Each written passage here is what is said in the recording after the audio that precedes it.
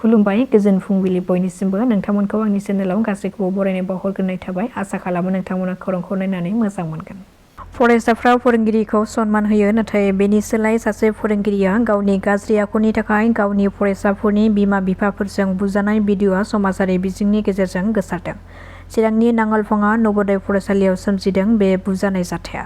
फरायसाफोरनि बिमा-बिफाफ्रा अजदनाय बादिब्ला फरायसाफोरनि सिगाङाव गाहाय फोरोंगिरि फारुक आब्दुल्लाया फरायसाफोरनो बिजाब होनायनि मुङाव रां दाबिनायनि अजद 500 रां होआब्ला फरायसाफोरनो बिजाब होआ होननानै बुंदोंमोन गाहाय फोरोंगिरि फारुक आब्दुल्लाया। बे जाथायखौ लानानै रागा जोंखांनाय रायजो-राजाफ्रा फरायसालियाव फोरोंगिरिजों गोबां नारान्था जानायखौ नुदों आरो फोरोंगिरिखौ गाग्लोबनायखौबो नुनो मोननाय जादों। सोनाब बंग आरो तामिलनाडुआव मैयानि सानाव बिधान सभा बिसायख'थिया खुंजाबाय। मैया बिसायख'थिनि सानावनो सोनाब बंगआव बिसायख'थिनि हिंसायारि जाथाय सोमजिनायखौ नुनो मोन्दों।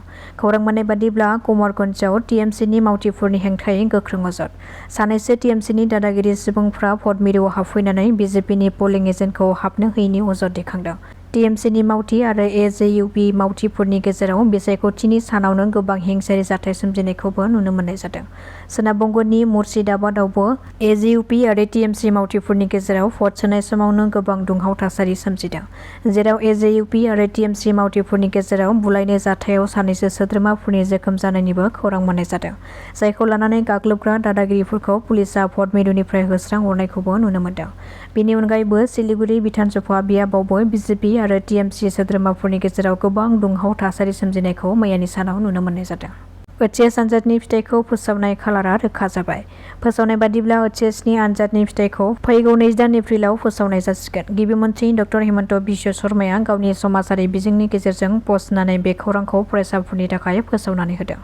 बावैसो सान सिगां चिरां जिल्लानि रुनिखाता हाग्रा खोन्दोनि बेन्दोंआव थानाय दाउखाबाहा देउस्रि ओनसोलाव आयेन बेरेखा हादान सिफायनायखौ हाग्रा बिफाननि मावथिफ्रा होबथानायनि उनाव रुनिखाता हाग्रा खोन्दोनि मावखुलियाव सान्थालि हारिनि सुबुंफ्रा गाग्लोबनाय जाथायनि उनाव आयेन बेरेखा हादान सिफायनाय थावनियाव दावबायनानै सुलाद लाहैदों बिटिसिनि एमसिएलए नन्दलाल मगरजों लोगोसे 14 नं चिरां दुवार ब्लक बिपिएफनि आफादगिरि दैथुन बरगयारी बिथांमोना।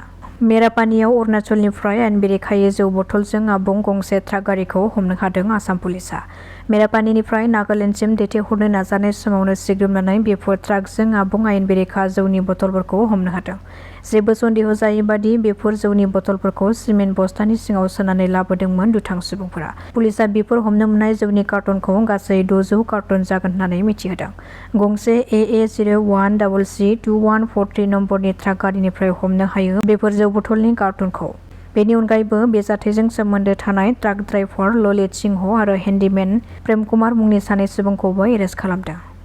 আজি যোৱা 16 তাৰিখত যিবিলাক ঘটনা হৈছে আমাৰ ৰুনিখাতা ফৰেন্স ৰেঞ্জৰ অফিচত অলপ মানে অপ্ৰীতিকৰ যি ঘটনা হৈছে আৰু মেইন কেন্দ্ৰবিন্দুটো আছিল আমাৰ এই ৰায়পুৰ ওচৰত লাগি থকা ফৰেষ্ট এৰিয়াটো। আজি আমাৰ বিপিএফ দলৰে কেন্দ্ৰ সমিতি চেণ্ট্ৰেল কমিটিৰ আমাৰ সান্থালী কমিউনিটি সেলৰ বিপিএফৰ সন্মানীয় সভাপতি আৰু সম্পূৰ্ণ আমাৰ কেন্দ্ৰ সমিতিৰ নেতৃবৰ্গ আজি ভিজিট কৰিছিলে আৰু তেখেতসকলক মই নিজে সহযোগ কৰিছোঁ, যিহেতু মোৰ এৰিয়া হিচাপে মই তেখেতসকলক সহযোগ কৰিছোঁ।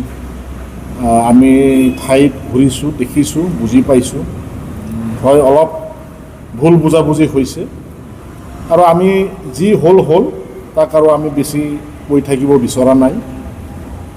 আমি আজি এইটোৱেই আলোচনা কৰিলোঁ যে যাতে ৰাইজ আতংকিত হ'ব নালাগে আৰু ইয়াৰ মাজত বহুতে কিছুমান দুষ্ট চক্ৰই এটা বেয়া পৰিৱেশ সৃষ্টি কৰিবৰ বাবে তেখেতসকলে নোহোৱা আৰু মেকিং নিউজবোৰ বনাই পেলাই তেখেতসকলে আমাৰ ৰাইজৰ মাজত বিয়পাব পাৰে, যাতে সেই আননেচেচাৰী ভিডিঅ' বা তেখেতসকলে কোৱা কথাখিনি যাতে ৰাইজে ভুল নাযায় আমি আহ্বান জনাইছোঁ। আমি বিপিএফ দল হিচাপে আমাৰ চৰকাৰ বিটিচিত আছে, মাননীয় শ্ৰীযুত হাগ্ৰাবাম মহিলাৰী ছাৰে সকলোকে সহযোগ কৰি আছে।